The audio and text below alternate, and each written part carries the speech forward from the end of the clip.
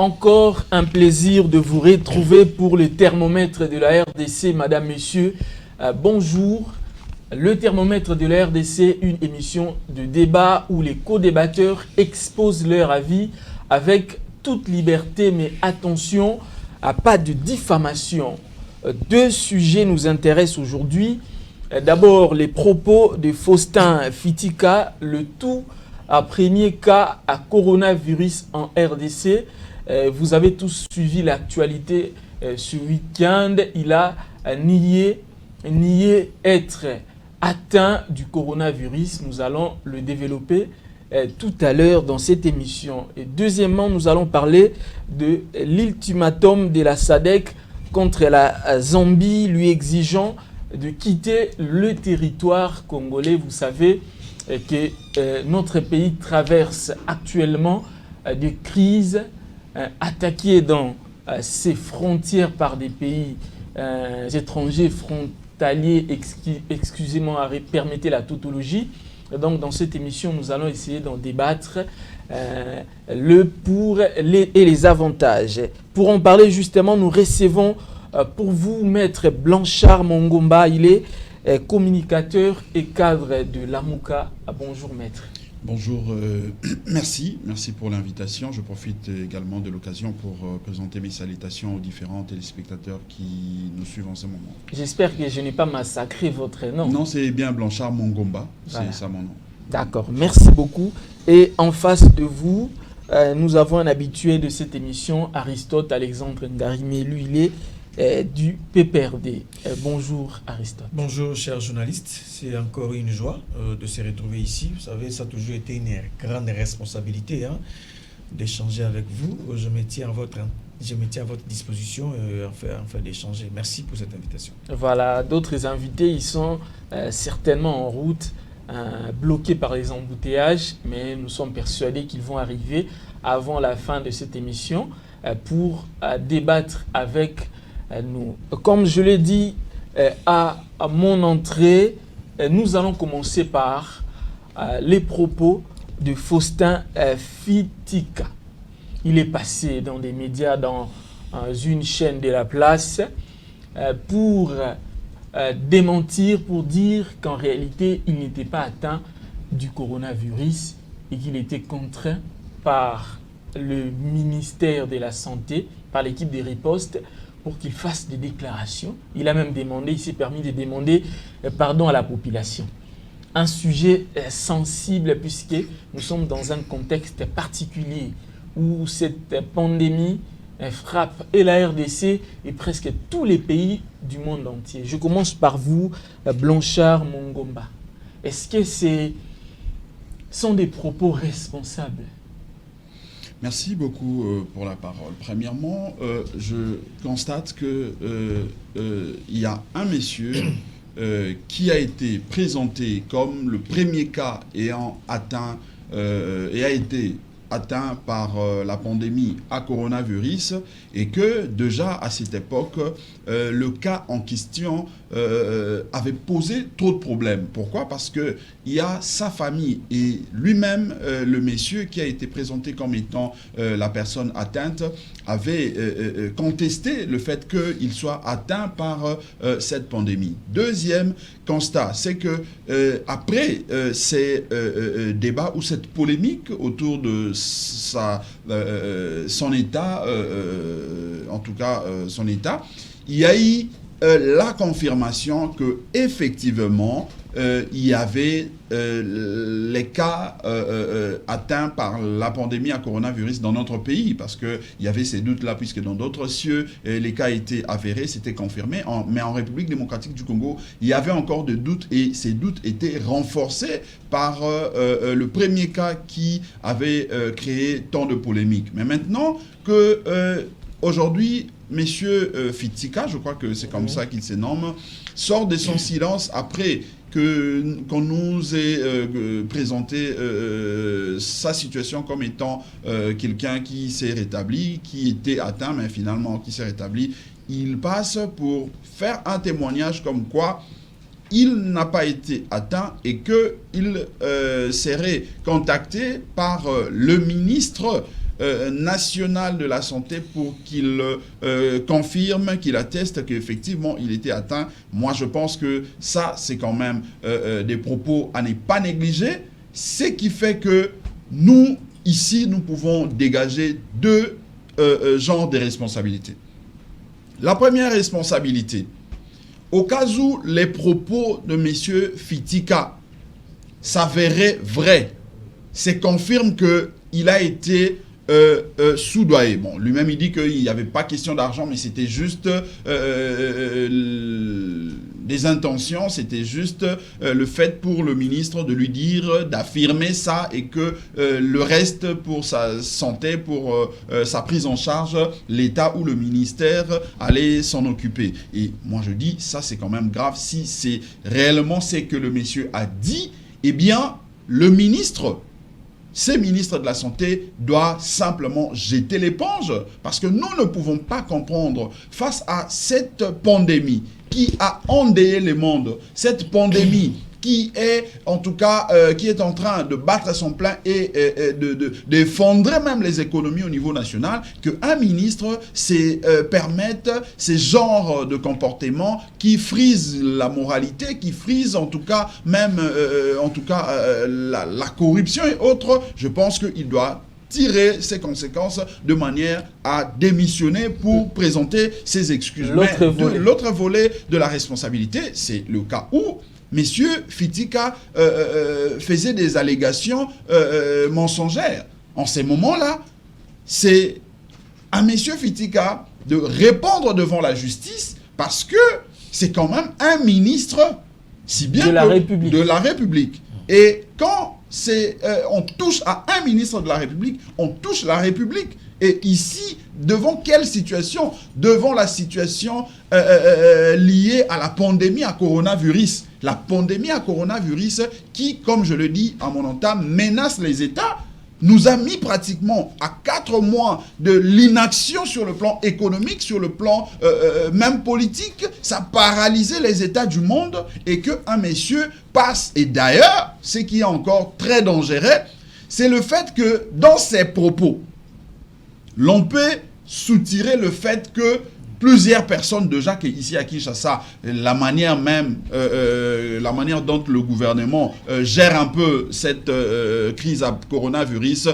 posait déjà de problèmes, il y avait déjà des doutes, mais avoir encore un monsieur qui passe pour nous dire ça, encore que le monsieur lui-même, déjà sa situation posait problème à l'époque, sa situation avait posé problème, avait créé des polémiques, je pense que c'est quand même très grave. Et ici, nous en appelons à la responsabilité des uns et des autres, de manière à ce que ces déclarations soient tirées au clair. Si c'est vrai qu'il a été poussé de dire cela, les ministres doivent démissionner. Mais si, comme je le dis, c'est lui qui est dans des allégations mensongères, eh bien, la justice doit s'en occuper. Le procureur général, je crois qu'il est là, il avait suivi comme tous nous avions suivi. Il ne faut pas qu'on aille déposer une plainte. Le procureur peut se saisir d'office si jamais sa version s'avérait être fausse pour que le peuple, pour que la population soit apaisée et que l'on sente que effectivement la pandémie à coronavirus, c'est une maladie qui est réelle et qui a endeuillé le monde et la République démocratique du Congo. Aristote Alexandre Ngarime, je viens à vous. Nous avons un monsieur répondant au nom de Fitika qui fait des allégations graves. Il accuse le ministre de la Santé, il accuse l'équipe de riposte. Et cela crée un tout petit peu de la panique. En tant qu'intellectuel et analyste politique, quelle lecture faites-vous de ces déclarations? D'abord, les médias qui s'est permis de diffuser, de relayer cette information, et puis la personne elle-même. Chers journalistes, merci pour cette question que je trouve pertinente, parce que ça parle de la Covid, c'est une pandémie internationale. Mais j'ai un sentiment mitigé. J'ai un sentiment compliqué face à cette question. D'abord, c'était le 10 mars de cette année qu'on nous a annoncé la présence d'une personne portant justement la Covid 2019. Et cela a été confirmé, relayé, et ainsi de suite. Mais c'est là où j'ai un peu un sentiment mitigé. Ça se trouve au niveau d'abord de un de ces messieurs qu'on nous présente, Faustin Fitika. Lui n'ayant aucune notion en matière de la médecine. Lui ne maîtrisant absolument rien sur les arcanes de la médecine. Comment ces messieurs arrivent-ils à dire tout haut que je ne suis pas porteur de la Covid? Parce que le monsieur en soi ne s'y connaît pas dans les domaines. Il faudrait que quelqu'un puisse lui dire, de surcroît un médecin, lui dire, messieurs, vous dégagez les signes. En vous, on voit quelques signes saillants qui dénotent que vous êtes porteur de cette maladie. Alors, d'abord de un, le monsieur, quand je suis vu le monsieur, je me suis dit, est-ce que le monsieur a une disposition, excusez-moi, a une disposition intellectuelle stable. Oui. C'est ça, c'est pas, je dis, s'il a une disposition, voilà. Allez-y. C'est pour dire que le monsieur comprend au moins que lui, on peut être malade et on s'ignore. Il y a des malades qui s'ignorent. Et c'est au médecin d'établir justement un document pour lui, monsieur, vous êtes malade. D'abord, le premier point, c'est à ce niveau-là. Lui, il ne peut pas dire que je n'ai pas été. Non, il ne peut pas dire ça. Parce que c'est une maladie complexe. C'est une maladie qui a plusieurs ramifications. Il y a plusieurs symptômes qui dégagent. Les porteurs qui s'ignorent. Oui, on peut ignorer qu'on est malade. Il faut que le médecin détecte les signaux majeurs, monsieur. Le médecin dit ça, est-ce qu'il y a une disposition intellectuelle stable pour dire que je n'y étais pas? Non, c'est pas. C'est d'abord première observation. Deuxième observation. La deuxième observation. Le silence du ministre ayant la santé dans ses attributions m'étonne quelque peu. Oui. Parce que ce monsieur a enfin jeté une confusion dans l'imaginaire collectif. Vous savez, nous aujourd'hui, nous sommes de petits citoyens, en fait, nous avons eu l'opportunité d'aller à l'école, d'aller étudier, mais il y a certains... il y a une certaine catégorie de la population qui ne maîtrise pas la pertinence des analyses de ces messieurs. Donc, du coup, le message était une confusion et il revient au ministre ayant en charge la santé, la attributions, d'éclaircir l'opinion. Son silence m'étonne quelque peu parce que le monsieur est allé plus loin. C'est grave ce qu'il a dit. Il a même cité le docteur Mouyembe. Donc, du coup, le monsieur remet en cause l'expertise de Mouyembe, parce que c'est un monsieur que j'accorde beaucoup de crédit. Je respecte Mouyembe, il suffit de voir sa notoriété internationale. Alors, le monsieur remet en cause même l'expertise de Mouyembe. Il remet en cause l'expertise du ministre de la Santé. Je dis que c'est très grave et je me pose la question, pourquoi le ministre ayant en charge de la santé est encore silencieux à ce jour? Pourquoi il ne fixe pas l'opinion? Pourquoi il n'éclaircit pas l'opinion pour dire effectivement, voici les résultats? Le monsieur témoignait et il présentait tel signe. Et effectivement, le monsieur était malade. Il portait justement la Covid 2019. Donc, c'est ce que je suis surpris. Et en conclusion, vous savez, chers journalistes, la République est fondée sur base de crédibilité. C'est sur base de crédibilité, de confiance que moi, je peux accepter qu'un monsieur, soit que je ne connais pas, il est au sommet et il gère mes intérêts. Bien que je ne connais pas ce monsieur, je dis qu'il est ministre de la Santé, je lui fais crédit, confiance qu'il gère ma santé, la santé publique, c'est lui qui gère. Donc, la République est fondée sur base de confiance mutuelle. Il y a même le pacte, à cela qu'on appelle le pacte républicain, parce que c'est autour d'une confiance qu'on crée une république.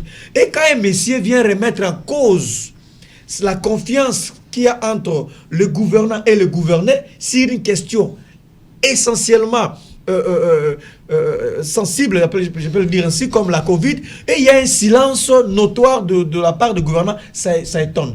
Donc, je constate qu'il n'y a plus la confiance entre l'institution, en fait, entre le service INRB de Dr Mouyembe, le ministre de la Santé. Il y a une rupture de confiance suite à ce témoignage. Donc, on doit tirer ça au clair, on doit nous expliquer, est-ce vrai, le 10 mars 2020, y a-t-il, oui ou non, la présence de la Covid dans notre pays? D'abord, on doit commencer par là. Oui. Si ce n'est pas le cas, en tout cas, je suis désolé.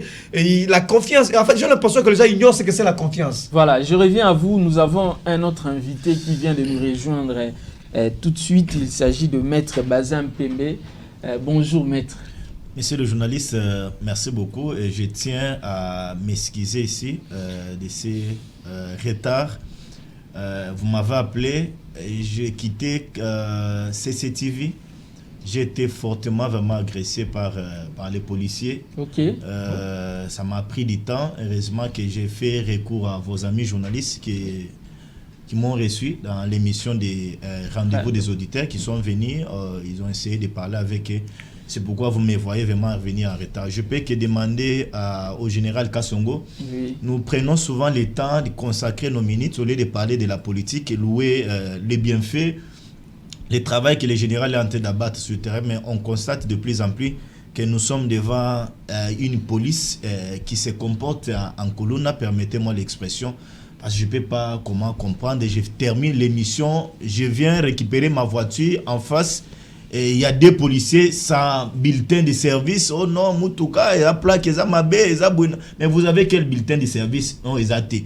Et j'ai appelé le général Kassongo et il a l'habitude souvent de recevoir mes appels, mais il passe le téléphone à une autre personne. Bon, je n'ai pas compris si on doit marcher comme ça. Vraiment, c'est pas une bonne chose. C'est acté. Nous étions en train de parler du cas du premier contaminé de la COVID-19. Monsieur Fitika, vous avez certainement suivi l'actualité. Le monsieur s'est permis de faire des allégations à la télé. Il a nié le fait qu'il était atteint de la maladie. Il a accusé le ministre de la Santé. Il a accusé toute l'équipe de riposte. Vous, en tant qu'analyste, puisque apparemment cela crée un tout petit peu de la confusion sur les terrains, le petit peuple commence à se méfier un tout petit peu des gouvernés. Alors, vous en tant qu'analyste, est-ce que vous avez un mot à placer là-dessus? D'abord, merci pour la question. Je ne l'ai pas fait. Je salue mes co-débatteurs sur ce plateau de télévision. J'ai eu une curiosité intellectuelle de visualiser la vidéo du monsieur que j'ai vu sur les réseaux sociaux, mais j'ai eu le temps de visualiser cette vidéo du début jusqu'à la fin, mais j'ai compris que les allégations de M. Faustin étaient graves, et gravissimes même. Dans un pays où nous sommes en train de dire l'état de droit, cet état de droit doit s'appliquer immédiatement aux autorités qui sont en train aussi de visualiser ces vidéos comme nous, pour mettre la main sur cet individu, si c'est monsieur. D'abord, on doit rappeler à l'opinion que la maladie à pandémie, à coronavirus, c'est une maladie aujourd'hui mondiale.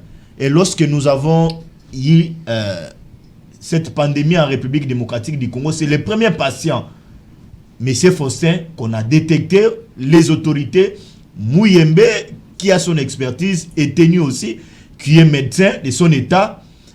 Il a confié ce monsieur entre les mains des infirmiers, des docteurs. On a examiné, on a trouvé que non, il avait avec lui le virus. Il était porteur de virus. Et on l'a examiné, on l'a isolé. Ce métier a été pris en charge par le gouvernement. Par les gouvernements, supporté par les gouvernements. Et lui et toute sa famille. Avec les moyens du gouvernement, des paisibles citoyens qui payent ses impôts. Et je vous rappelle que c'est un citoyen congolais. Il semblerait qu'il a aussi les origines douteuses. Il doit avoir, si je ne me trompe pas, des nationalités. Parce qu'après un temps, il a semblé nous dire qu'il était français. Il était congolais par naturalisation, si je ne me trompe pas. Il provenait de la France. Il venait de la France, mais il doit avoir des nationalités, si je ne me trompe pas. Mais ce qui est grave, et entendre ces messieurs faire toute une émission pour dire, le deux ont comploté avec M. Eteni pour qu'il accepte qu'il était porteur de virus, alors qu'il ne l'était pas. Mais ça, c'est grave, mon cher ami. C'est pourquoi moi, je l'ai dit dans les médias, les gouvernements, y compris les ministres Eteni Longomo, si ils nous écoutent, même ces services, ils ont intérêt à fixer l'opinion le plus vite possible. Parce qu'aujourd'hui, coronavirus, c'est une maladie encore réelle. C'est une maladie encore qui bat record dans notre pays. Et vous voyez comment les taux de la maladie ont été de monter les jours les jours. Donc si Eteni ne fixe pas l'opinion, lui-même sera responsable de tout ce qui peut arriver. Comment un monsieur pris en charge par le gouvernement? Il était le premier cas. Aujourd'hui, on a presque avancé. On peut avoir 2 mois, 4 mois, même 6 mois.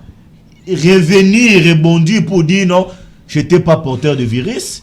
C'est le ministre qui m'avait dit, On a accepte. même levé l'état d'urgence, la population, le calme est revenu, et lui, il vient encore envenimer la situation. Mais ce qui est grave, monsieur Mouyembe, il est sous serment.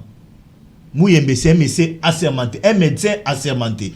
Mais lorsque le monsieur dit que c'était en complicité avec Mouyembe, comprenez au moins la crédibilité de monsieur Mouyembe sur le plan international. Si nous voulons mettre Mouyembe de côté, oui, disons, amenons ça sur le plan politique. Mais quelle sera, comment je peux dire, la valeur que certains partenaires peuvent accorder à la République démocratique du Congo? L'image du pays est en danger, si on peut le dire ainsi, puisque les médias étrangers nous suivent également. J'ai vu des médias étrangers relayer les propos de ce monsieur. Pour citer, mon cher ami, moi je vais demander au gouvernement le plus vite possible d'ouvrir d'abord un dossier judiciaire contre ces messieurs et interroger. Je ne sais pas, il s'appelle Faustin. Fitika et interpeller aussi Eteni, parce que Fitika a cité nommément Eteni, et interpeller aussi Mouyembe. Parce que je pense, je ne suis pas médecin, je pense que jusqu'à la preuve du contraire, monsieur le docteur Eteni Longomo, le ministre de la Santé, Longondo a encore la fiche. Oui. Il a la fiche de ces messieurs-là, il a les infirmiers qui l'ont pris en charge, il a les médecins qui avaient consulté ces messieurs-là. C'est le moment de nous produire parce que la situation est en train de prendre de l'ampleur. Il a commencé d'abord sa prise en charge au niveau de la clinique Ngalima. C'est là où on l'a examiné. Et ensuite, on a envoyé les dossiers au niveau de l'hôpital L'Amitié Sino-Congolaise. Et d'ailleurs, nous avons suivi le médecin directeur de cet hôpital passé dans l'un des médias pour en parler. Il a contredit, rejeté catégoriquement les allégations de monsieur Fitika. Alors, c'est un menteur pour chuter, c'est un menteur, on doit les poursuivre ces messieurs-là. Parce que il y a les gens, comment c'est qu'en Congo, comment d'abord il peut prendre les leaks, de venir faire une émission et dire tout haut, je ne sais pas mon frère, il a eu tous ces éléments où lui il a été interné, et puis interné avec sa femme et toute sa famille. Et le monsieur il se réveille un bon matin, passer dans les médias, il ne sait pas, et puis il dit, c'est parce que, j'ai suivi certains journalistes insinués, il dit non, c'est parce qu'on n'a pas honoré à ses engagements, c'est pourquoi il est venu sur la place publique. Il a même menacé, il semblerait que le ministre lui aurait promis de l'aider à dédouaner ses conteneurs. Ah bon? Oui, ça c'est selon lui. Ça c'est selon lui, et que le ministre n'a pas accédé à sa demande. Voilà pourquoi il passe pour dénoncer. Donc il fait du chantage, s'il faut le dire ainsi, vous savez, au gouvernement de la République. J'ai pris un peu de temps pour faire les études de la psychologie. Oui. Lorsque vous êtes en face d'un patient traumatisé, oui. il y a un langage à remonter ces patients. Il y a un langage à le faire remonter. Si vous parlez par exemple que j'ai ma femme éloignée de mes enfants, la première des réactions c'est de dire à ces patients, soyez-en calmes, on va amener votre famille au pays si la famille n'était pas au pays.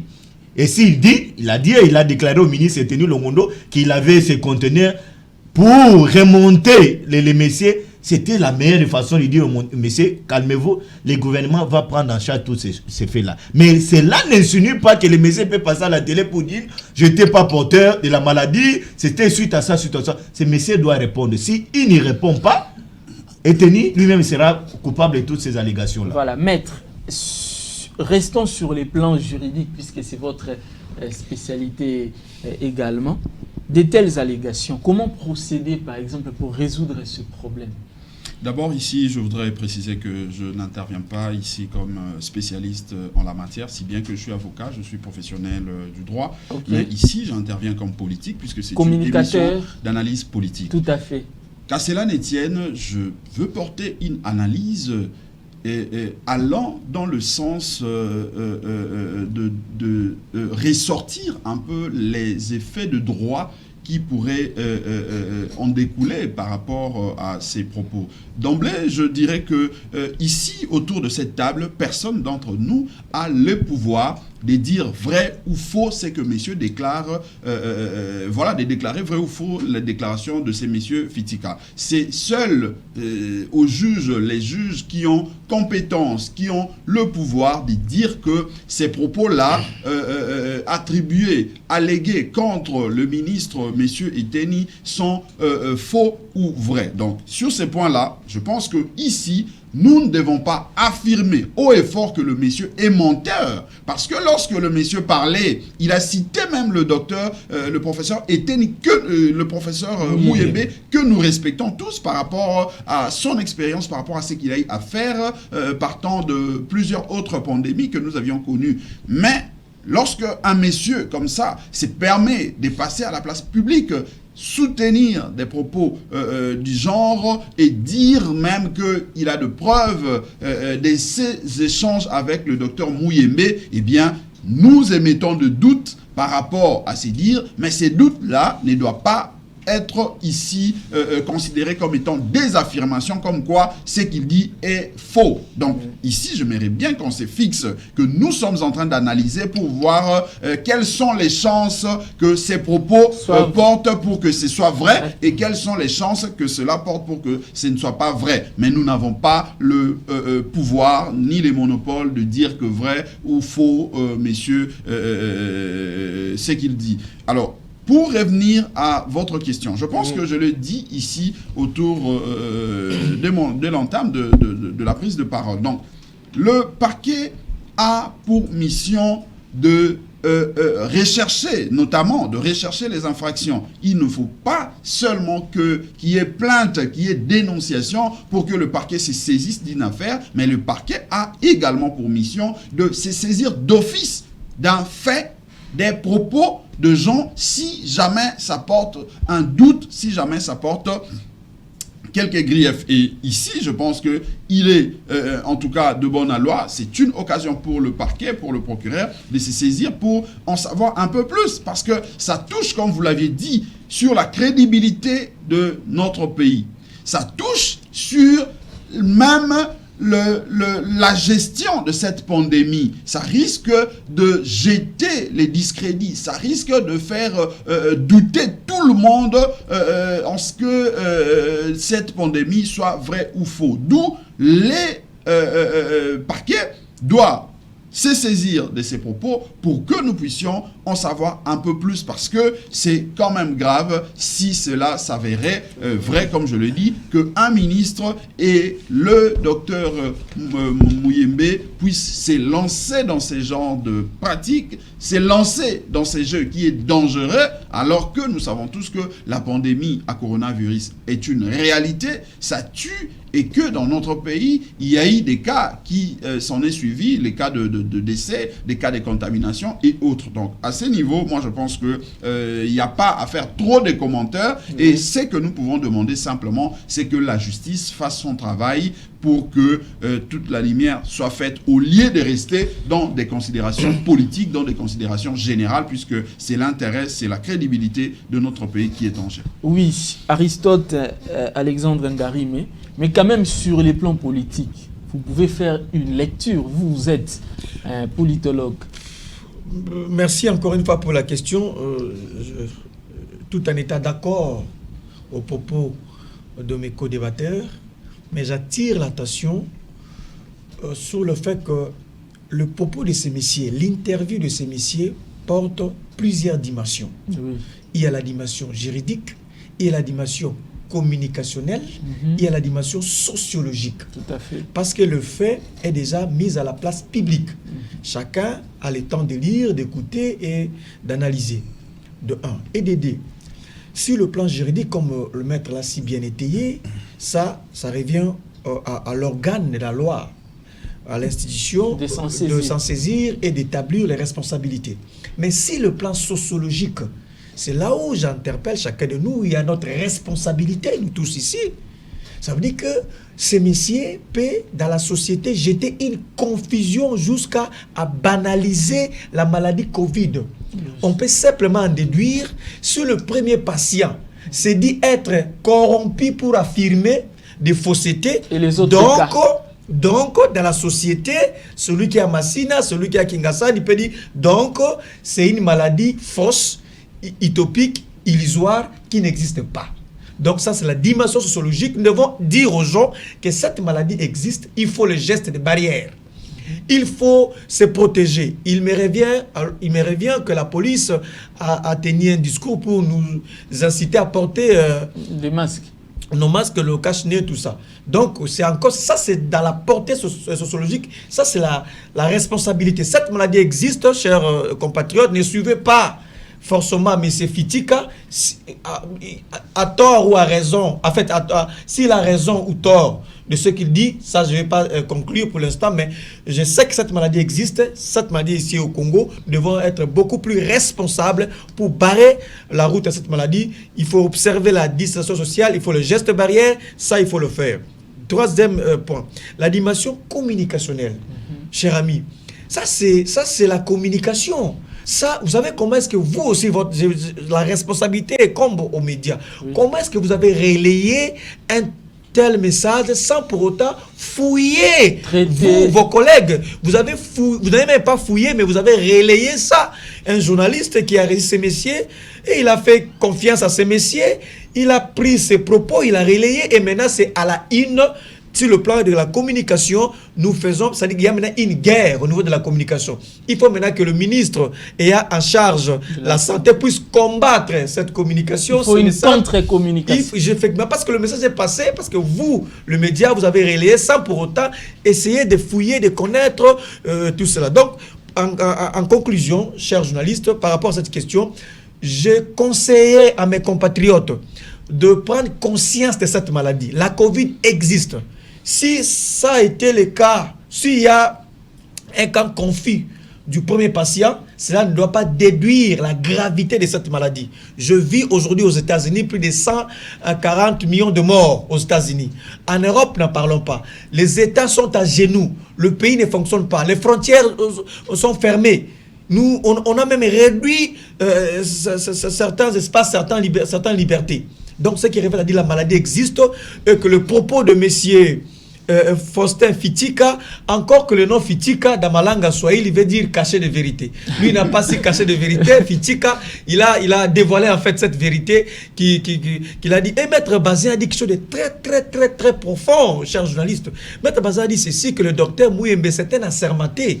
Les deux que vous voyez sont des avocats, ils ont aussi justement, ils sont assermentés, je crois, les avocats. Et de même pour le docteur Mouyembe. Ça veut dire que docteur Mouyembe, il ne peut pas dire A là où il faut dire B à ce qui concerne une maladie.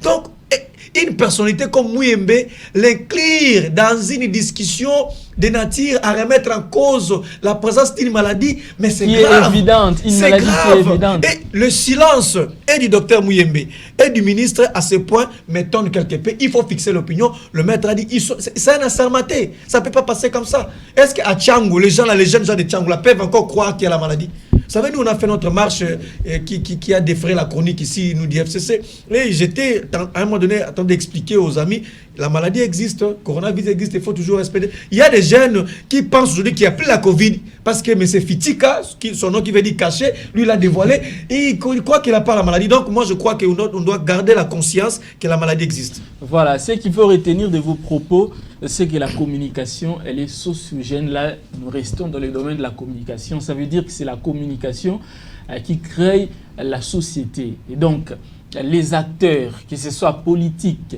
ou ceux qui évoluent dans la communication, doivent faire très attention avec ce qu'ils mettent à la place publique, car il en va de la sécurité de la population. Voilà. Alors, nous allons continuer à parler de ce sujet, puisque ce sujet est très important. Là, je vais vous donner la parole à Maître Bazin Pembe. Nous allons continuer à parler de ce dossier. Alors, Monsieur Fitika a parlé. Il a parlé et ses propos sont maintenant dans tous les médias.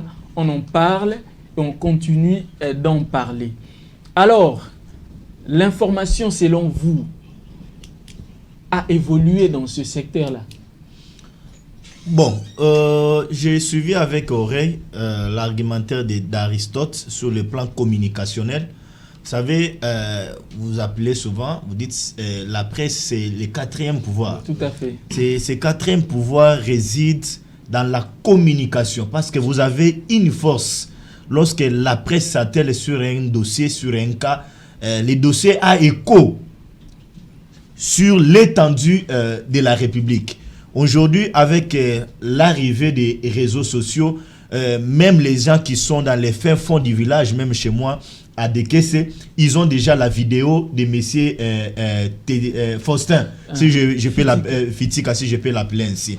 Donc, les autorités, les ministres de la Santé, y compris le docteur Mouyembe, je peux encore associer la task force de la présidence. Ils ont intérêt à fixer l'opinion le plus vite possible sur ces dossiers. Parce que nous parlons de la presse. Vous allez m'excuser, moi je suis l'ami de la presse. J'aime les journalistes, je vous aime. Pas avec un amour sincère. Oui. Mais je constate que dans notre pays, il y a certaines situations qui sont envenimées par la presse. Exactement. Il y a certaines situations qui sont envenimées par la presse. Lorsque la presse prend un cas, il trouve que l'opinion a saboté ces cas-là, mais la presse amène la situation dans la place publique et ça fait écho, ça dérange même les institutions de la République.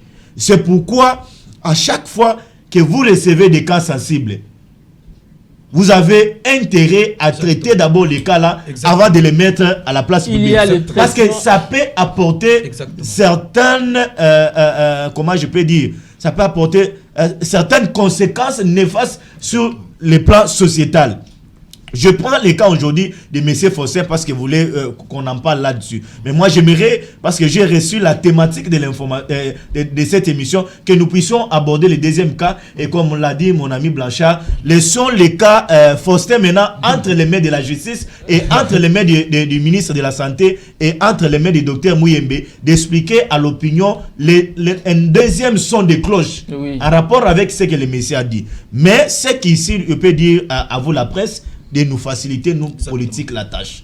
De faciliter aussi à l'opinion la tâche. Parce que jusqu'à la preuve du contraire, Corona bat encore record en République démocratique du Congo. C'est une maladie qui a fragilisé les institutions. Même la situation économique a été bouleversée. Nous avons aujourd'hui une situation, les indicateurs sont au rouge, si je peux le dire ainsi, suite à cette maladie, à pandémie, à coronavirus. Donc, même nos mamans qui vendent des pilipili, la tomate, passées par là, sont aujourd'hui déstabilisées. Leurs économies sont aujourd'hui basculées, dérangées. Donc, on n'a pas intérêt à se jouer avec ces cas. Donc, ce monsieur est venu, au lieu de nous appeler dans les médias, parler notre rapport pour avancer la République. Vous voyez maintenant là, on est en train de parler d'un monsieur qui a tout presque changé sur le plan communicationnel. Voilà. Donc nous ne pouvons pas dégager nos énergies. On a intérêt, vous allez m'excuser, on a intérêt à dégager les énergies pour expliquer à l'opinion ces contre-vérités. Mais nous avons intérêt à s'appuyer sur le nécessaire, les cas Faustin, de dire aux institutions judiciaires d'ouvrir un dossier judiciaire contre lui pour qu'il explique. Parce que nous pouvons parler, on peut analyser, donner nos points de vue, mais la dernière des décisions reste entre les mains de la justice et entre les mains des autorités. Voilà, nous allons passer au deuxième point, mais est-ce que vous avez un mot à placer pour conclure le premier sujet? Oui, un mot rapidement, je crois que les amis ont dit l'essentiel, et je veux juste dire que, puisque Aristote a parlé des assermentés, non, je crois qu'un assermenté, par principe, c'est quelqu'un qui est censé très bien se comporter sans violer, mais il se peut qu'un assermenté dérape aussi. On ne dit pas que c'est le cas pour le docteur Mouyembe, mais il se peut. Voilà pourquoi nous, en droit, nous disons que les textes, les lois, puisque j'ai entendu mon ami s'attaquer, même Aristote, un tout petit peu à vous, la presse, peut-être avec raison, mais moi, ici, sur ces plateaux, je veux un peu vous défendre dans ce sens que il existe des règlements, il existe des normes dans toute corporation. C'est que vous faites par moment, puisque c'est partout, c'est pas seulement le cas de la presse de la République démocratique du Congo, même en Europe, la presse, lorsqu'elle s'attelle, lorsqu'elle récupère une situation, ça prend toujours des dimensions un peu exponentielles, dans le bon comme dans le mauvais sens. Mais là où la justice, là où c'est intéressant, c'est quoi? C'est que les textes et les principes sont faits pour être violés.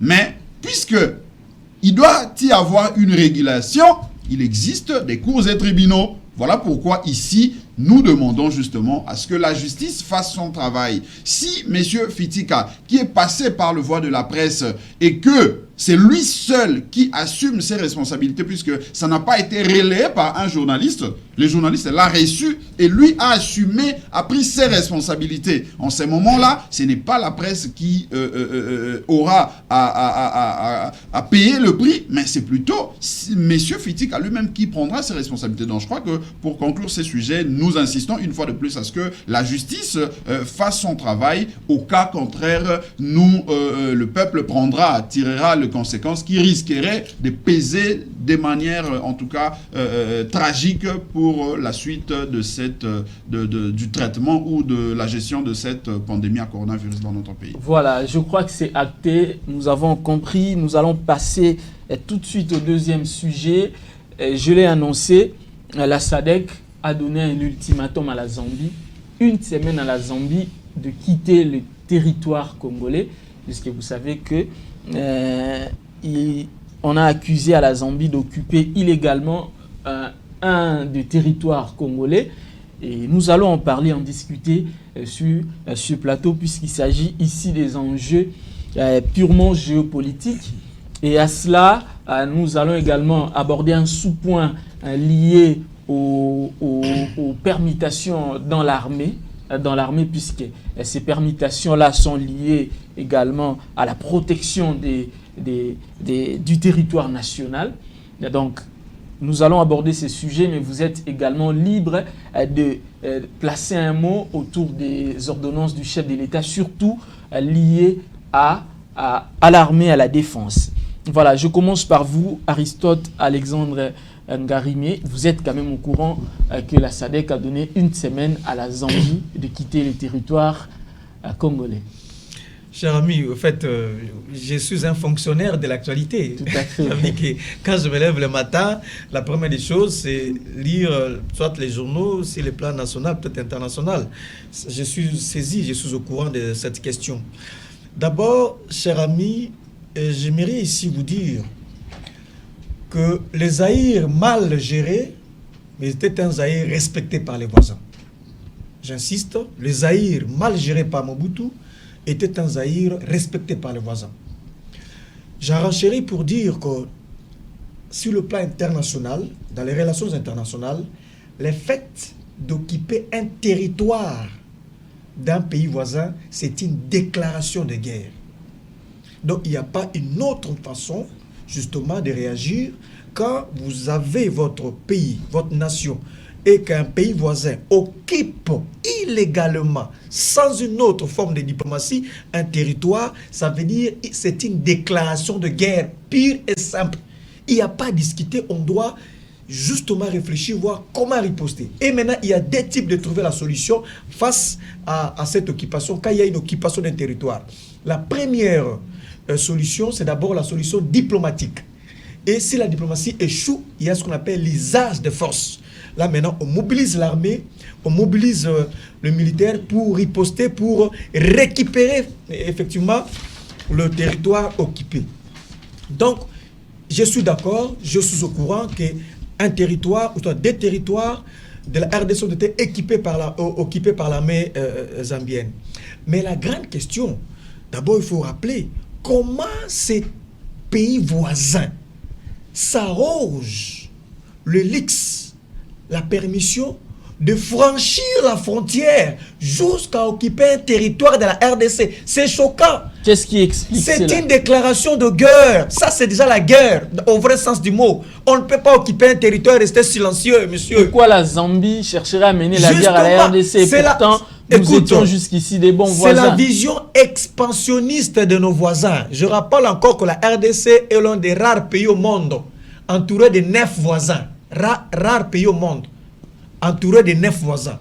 Et au regard de la superficie de 2 345 410 km², 145 territoires, un pays semi-continent, c'est tout à fait normal que les voisins développent la vision expansionniste. Donc la RDC doit toujours avoir cette vision en tête que nous sommes un pays entouré par 9 voisins, nous devons nous protéger continuellement. Ce que la Zambie a fait, c'est condamnable. Aucune organisation internationale sous-régionale ne peut à ce jour apporter un soutien à la Zambie. C'est condamnable. Mais ce que je note, c'est la passivité avec laquelle la RDC a réagi face à cette situation. Je rappelle à votre mémoire qu'à un certain moment, le groupe rebelle M23 avait aussi pris la ville de Goma en otage. Ils ont occupé la ville de Goma, vous vous rappelez? Mais vous avez vu comment est-ce qu'à l'époque, Kabila Kabange, président de la République, a mobilisé la communauté internationale ainsi que la communauté sous-régionale, l'armée, pour justement faire échec au M23 et M23. Ces mouvements s'est retiré de Goma et ainsi de suite. Mais d'abord, je note qu'il y a une passivité dans la réaction au niveau de la RDC. Passivité. On a réagi peut-être en retard. On n'a pas mesuré la grandeur de ce qui est arrivé jusqu'à occuper un territoire. Oui. Je rappelle que la SADC, c'est une communauté de développement de l'Afrique australe qui a été fondée en 1980, qui compte 15 membres, 15 États. La vision de cette communauté de développement de l'Afrique australe, c'est pour promouvoir l'activité commerciale, économique au niveau de la sous-région, soit de la région.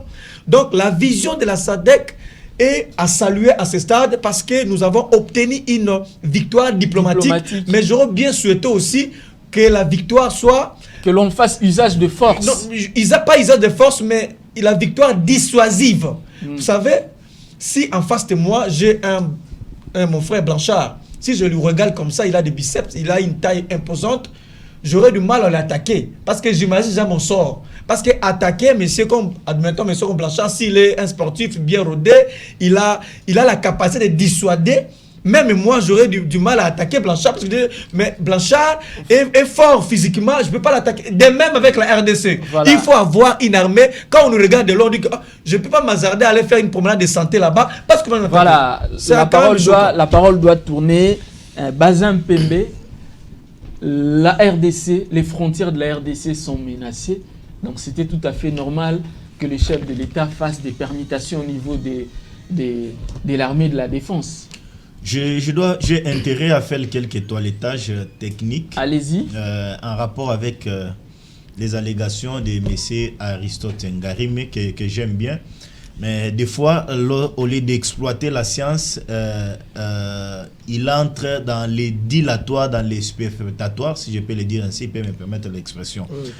Je dois rappeler encore à l'opinion, même à mon ami qui est en face de moi, et qu'il n'y a pas une guerre entre nous et la Zambie.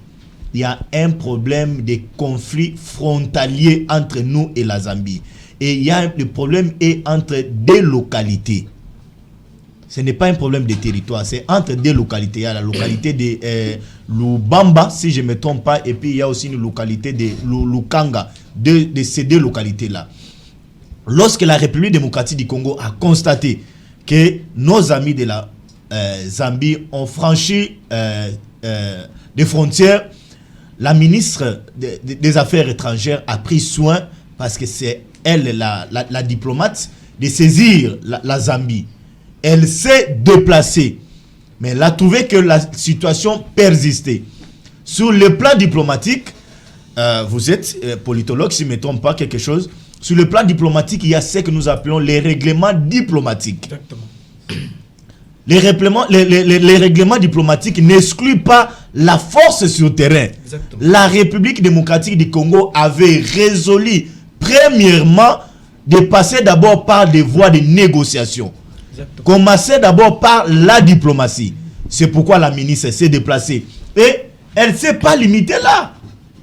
Elle a constaté que la situation persistait sur le terrain. Elle a jugé bon, avec les autorités du pays, de saisir la SADC, qui est la communauté des États africains. Je pense que l'ami l'a assez bien dit, il a donné la définition. Et l'importance même de la SADC.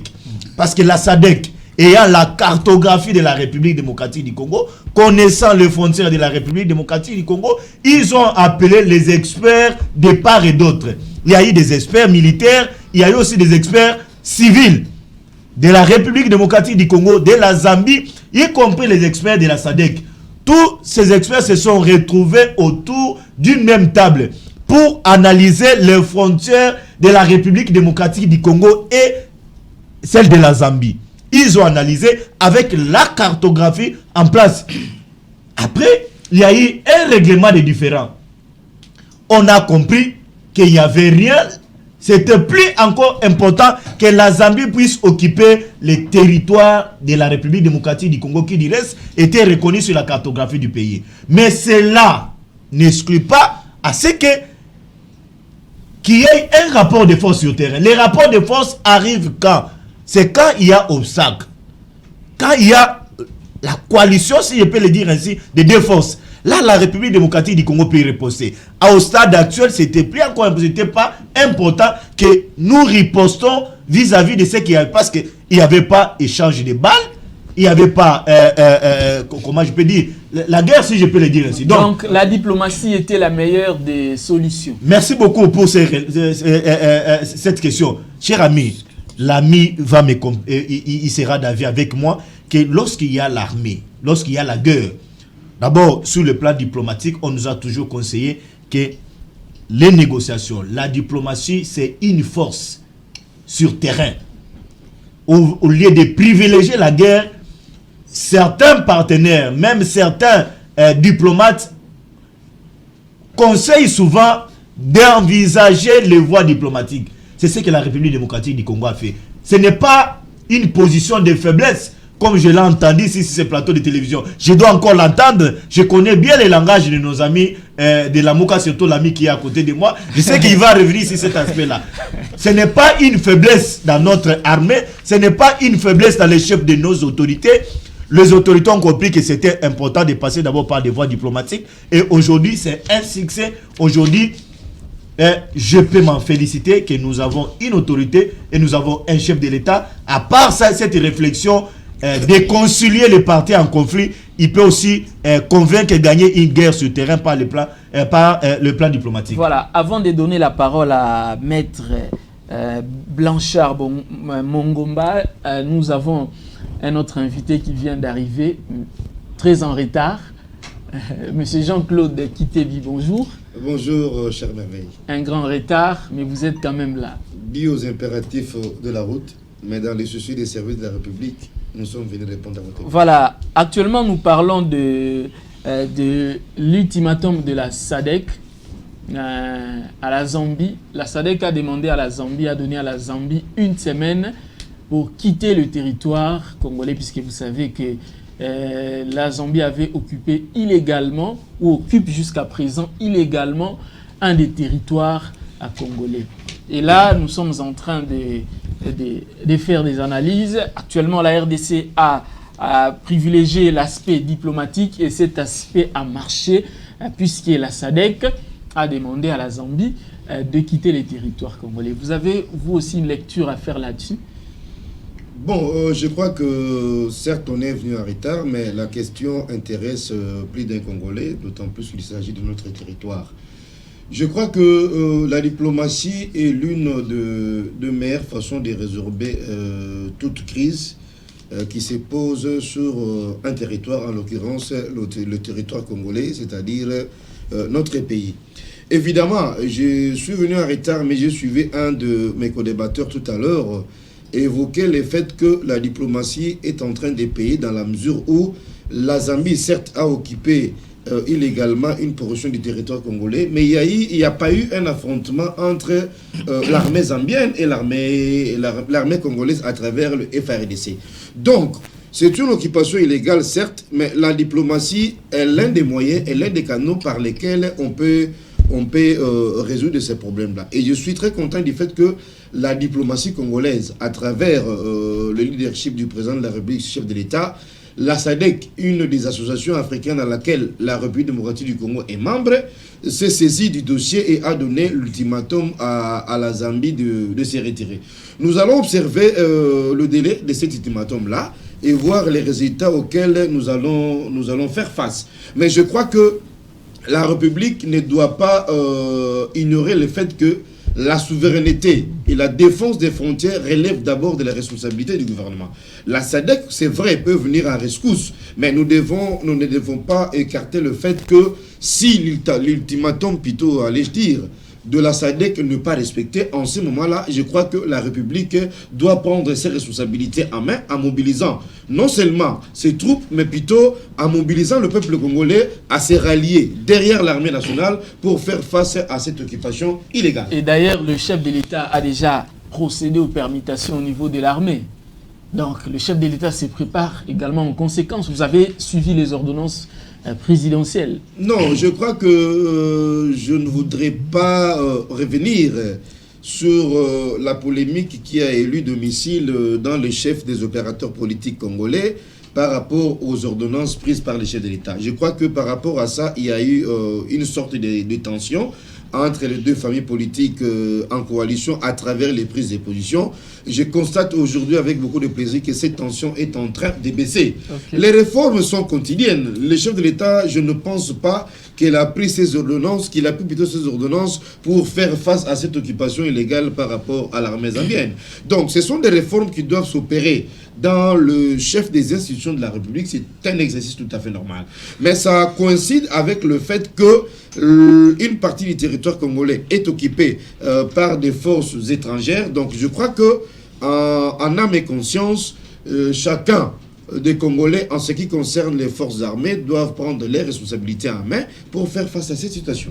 Voilà, votre lecture, Maître Blanchard Mongomba. Merci beaucoup. D'abord, je commencerai par apaiser mon co-débatteur Bazin Pembe, puisque déjà, dès son entame, la prise de parole, j'avais senti qu'il était déjà très mal à l'aise parce qu'il savait qu'on allait rebondir dans le sens de la souveraineté de notre pays, on allait rebondir dans le sens de l'intérêt des Congolais. Ici, je ne veux pas rappeler que M. Tshilombo, qui avait promis lors de la campagne qu'il allait placer l'état-major dans la partie est de la République démocratique du Congo, puisque c'est la partie la plus visitée par des armées ou de forces irrégulières. Jusqu'à ce jour, aucune réalisation de cette promesse-là des campagnes. Soyons quand même sérieux, c'est une zone à haut risque pour un chef de l'État. Non, mais ce n'est pas moi qui l'ai dit. Ici, je ne fais que relayer ce que M. Tshilombo avait dit. Et quand il le disait, je ne crois pas qu'il venait en tout cas de Mars ou de quelle autre planète. Il vit dans la planète Terre, il est congolais et il sait que cette zone-là, c'est une zone à haut risque. Et en le disant, il le disait en connaissance de cause. Parce qu'un candidat président de la République, il ne parle pas en prenant de mots en l'air. Lorsqu'il parle, il sait qu'il sera élu. Il est en train de faire de promesses de campagne. S'il n'arrive pas à réaliser cela, ça serait considéré comme étant une démagogie et que prochainement, il n'aura plus la possibilité de revenir puisqu'il n'aura plus la confiance des Congolais. Ça, je note que jusqu'à aujourd'hui, cette promesse-là de campagne est irréalisable. Deuxième chose, je note qu'il y a plus de 6 frontières de notre pays qui est occupée aujourd'hui. Il y a plus de 6 frontières qui est visitée par des armées étrangères. Là, je crois que vous comprenez la réaction de mon co-débatteur Bazin. C'est pour vous dire qu'ils sont incapables aujourd'hui d'affirmer la souveraineté du peuple congolais, déjà parce qu'ils se posent un problème de légitimité dans leur chef. Je m'en vais maintenant répondre à votre question. Oui. J'ai entendu ici autour de cette table les gens se réjouir de la position de la SADC et on dit que non, l'objectif est atteint. Donc la diplomatie a payé. Non, c'est une fausseté. Puisque si cette diplomatie avait payé, on allait plutôt voir que l'armée zambienne quittait les territoires. On pourrait dire que cette diplomatie est en train de payer. A payé ou pourrait payer le jour où on verra cette armée quitter. Parce que ici, je ne veux pas rappeler que la SADC, ce n'est pas aujourd'hui qu'elle a été créée. La SADC existe depuis.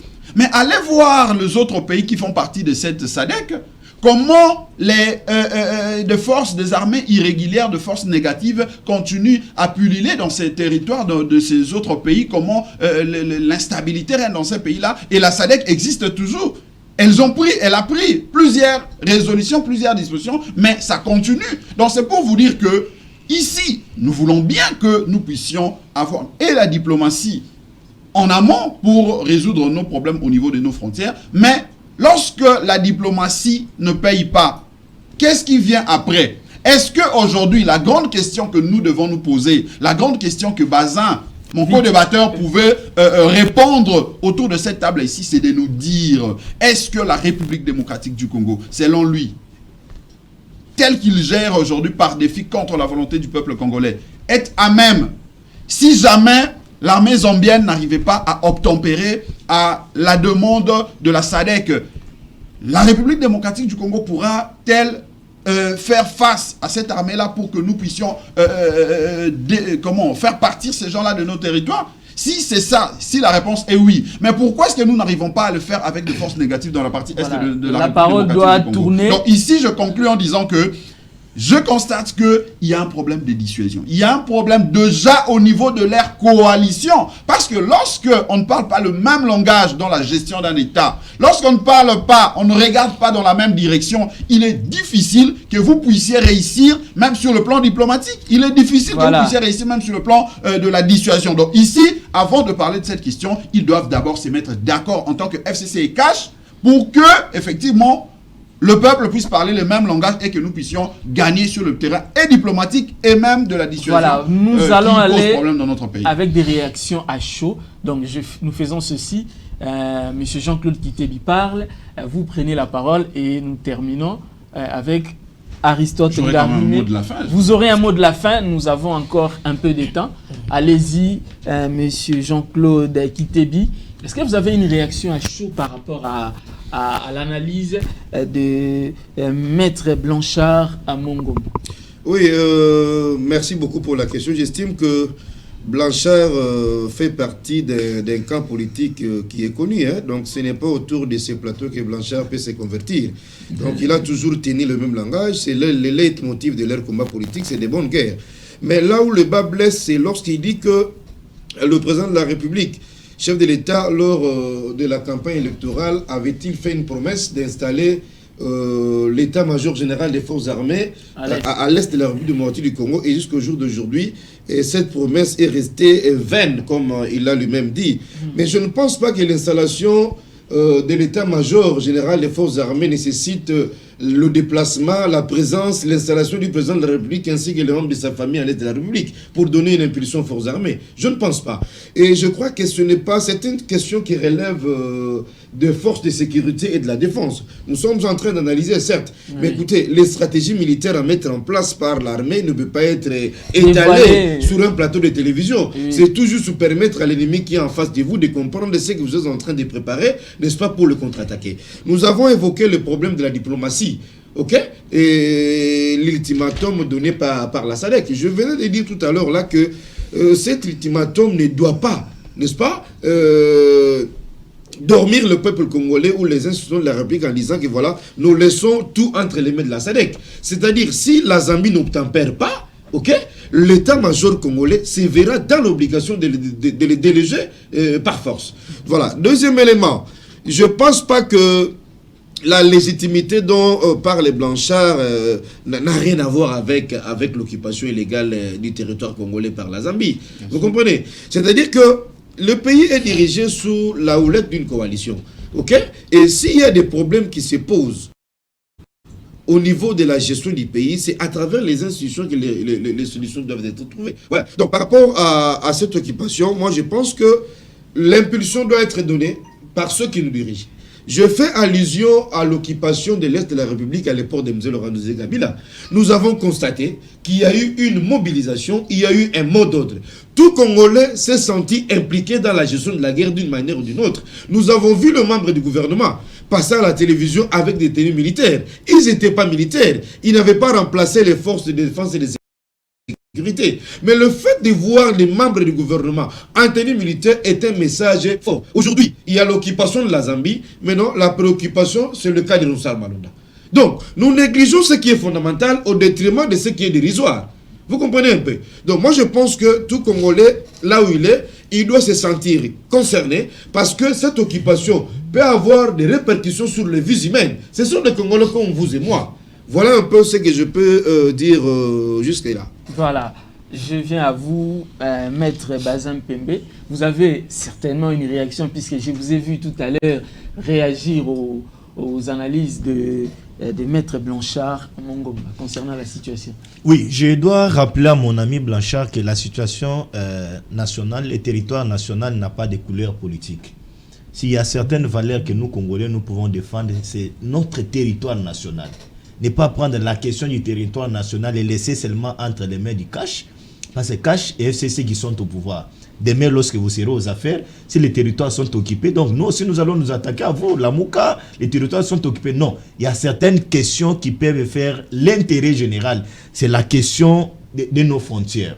Et lorsqu'il vous parle de l'état-major général que le chef de l'État avait promis pendant sa campagne, mais je dois rappeler à mon ami que j'ai entendu aussi dans ces plateaux de télévision, certains rappeler, et que des questions de sécurité, on ne les traite pas dans les plateaux de télévision. Et l'état-major a été déjà à l'est du pays. Nous avons tous suivi, l'ami ne va pas me contredire, nous avons tous suivi qu'il y avait déjà un état-major déjà à l'est du pays. Et vous avez encore, cher ami, posé la question sur ces plateaux de télévision, que le chef de l'État a procédé par des réformes.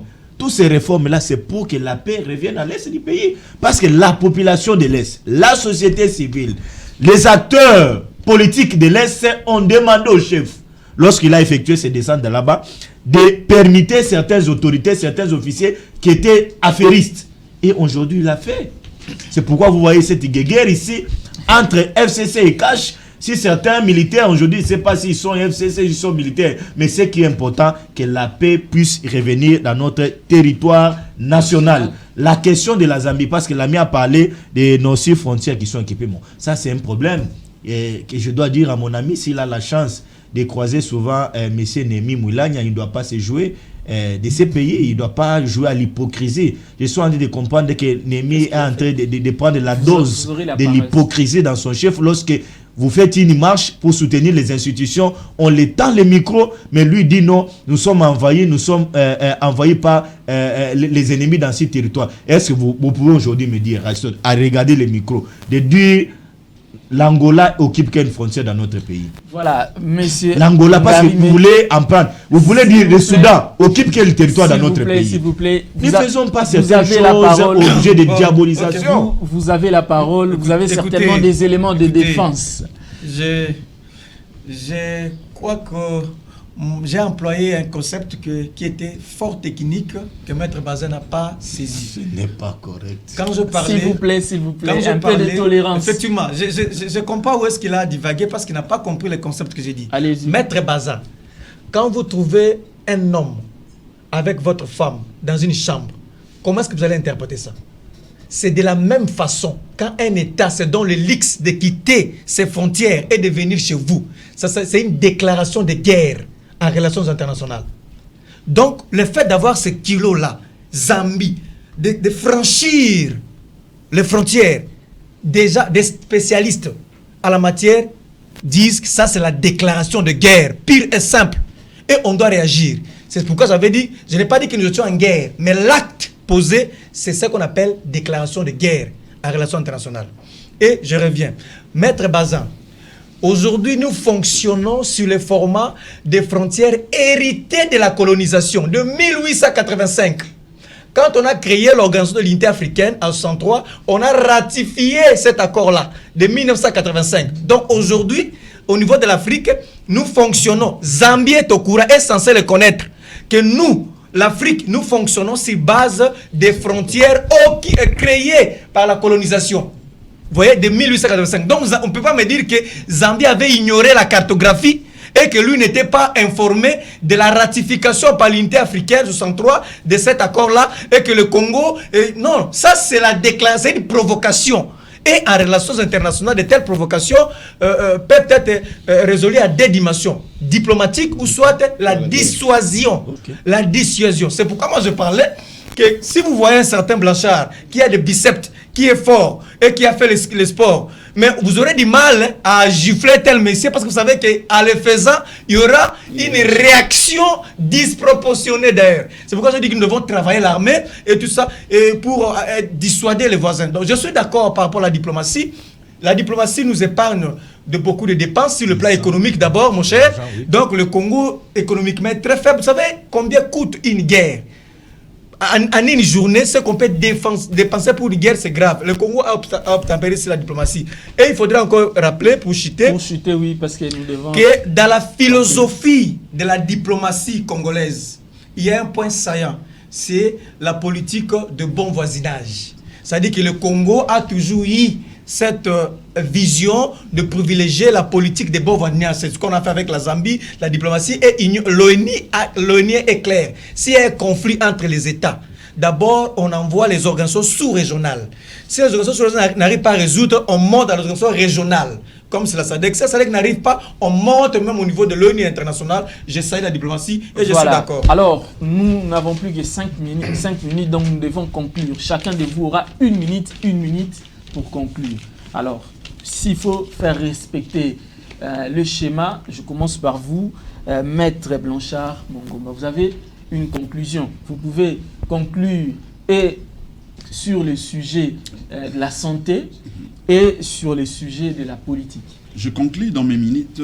Je voudrais ramasser vite, dans quelques secondes, ce qui a été dit. Premièrement, je note que nos amis autour de ces plateaux veulent ou insinuent, nous dit clairement que M.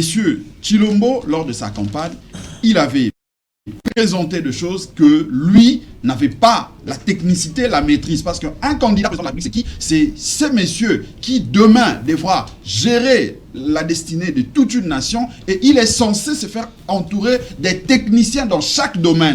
Donc ici, on nous a dit, et le peuple l'a noté, que messieurs Tshilombo n'avait pas de technicien dans le domaine de la défense et il s'était permis de dire des choses qu'il n'avait pas la maîtrise. Et aujourd'hui, puisqu'il se retrouve en face d'une autre réalité, il dit non, on ne peut plus exécuter ce que nous avions promis parce que ça touche de l'intérêt ou de la défense de toute une nation. Ça, le peuple l'a noté. Donc, on est en face des politiques qui, par moments, ne sont pas sérieux lorsqu'ils tiennent de propos, lorsqu'ils disent des choses. Deuxième chose, on a dit ici que non, puisqu'il s'agit de la question de nos frontières, il n'y a pas de couleur politique, il n'y a pas de... Mais je note déjà ici que la lecture faite par Aristote, qui est du FCC, et Bazin, qui est de Cash, n'est pas si bien que sur le plan théorique, on est dans la même chose, mais Bazin veut nous faire dire que, puisque son gouvernement, puisque son pouvoir a privilégié ou a commencé par la diplomatie, le reste, nous devons croiser les bras et ne plus rien faire. C'est ce que Bazin veut nous faire croire. Donc ici, le peuple note que Bazin, pour lui, la dissuasion ou préparer l'armée pour être fort en cas d'échec diplomatique n'a pas d'importance. Je conclue maintenant par rapport à l'émission, disant que notre peuple est aujourd'hui en train de constater que pendant que Bazin nous demande d'être ensemble pour préserver en tout cas les territoires nationaux, Bazin ignore qu'il y a plus de 230 Congolais qui venaient de mourir et que son gouvernement n'a rien dit par rapport à ça. Et ici, je veux finir en disant que les amis qui gèrent aujourd'hui par défi contre la volonté du peuple congolais, FCC Cash, au lieu de s'attarder sur de vraies questions de notre peuple, la dévaluation de la monnaie, le social de notre peuple, ces régimes ou ces pouvoirs qui gèrent par défi, ils sont là dans la polémique. Qui a fait ceci, qui a fait cela? Vous avez suivi récemment par rapport aux nominations des généraux. Donc, je dis en tout cas en conclusion définitive que notre peuple, tu es devant ta responsabilité, tu dois te préparer à renouveler ta souveraineté parce que ça a été confisqué et la preuve c'est que ces gens qui gèrent contre ta volonté gèrent comme si ils avaient simplement l'unique souci de préserver leurs poches et leur ventre. Vos intérêts, notre intérêt à nous petits peuples est si on vous laisse parler, nous risquons d'aller jusqu'à demain. Monsieur Jean-Claude Kitebi, votre mot de conclusion. Bon, le malheur c'est que je suis venu en retard. Les amis ont eu le temps de parler. Bon, je crois que prochainement nous allons encore avoir l'occasion de nous retrouver ici. Et en termes de conclusion, je dirais tout simplement que le pays est menacé. Oui. Aristote vient de nous rappeler tout à l'heure que le fait que la Zambie se permette le luxe d'occuper un de nos territoires, c'est déjà une déclaration de guerre. Et je crois que les institutions de la République spécialisées en la matière doivent prendre la mesure de l'affaire pour faire face à cette situation. Aujourd'hui, c'est la voie diplomatique qui est envisagée. Moi, je dirais tout simplement que cette diplomatie ne doit pas aller dans le sens de nous faire perdre sur le terrain diplomatique ce que nous pouvons conserver militairement. Voyez-vous? Donc la diplomatie ne sera pas là pour, disons, faire un cadeau à la Zambie et annexer une partie du territoire congolais à la Zambie. Non. En ce moment-là, nous verrons encore dans l'obligation de nous lever comme un seul homme pour faire face à cette situation. Je vais devoir terminer en plaçant un mot sur la levée, n'est-ce pas, de l'état d'urgence sanitaire par le président de la République, chef de l'État. Il y a eu des mesures qui ont été prises, notamment la réouverture des terrasses et tout ce que vous connaissez. Les écoles vont reprendre d'ici peu, les 3. Mais je constate tout simplement que les mesures, n'est-ce pas, d'accompagnement doivent être de toute rigueur.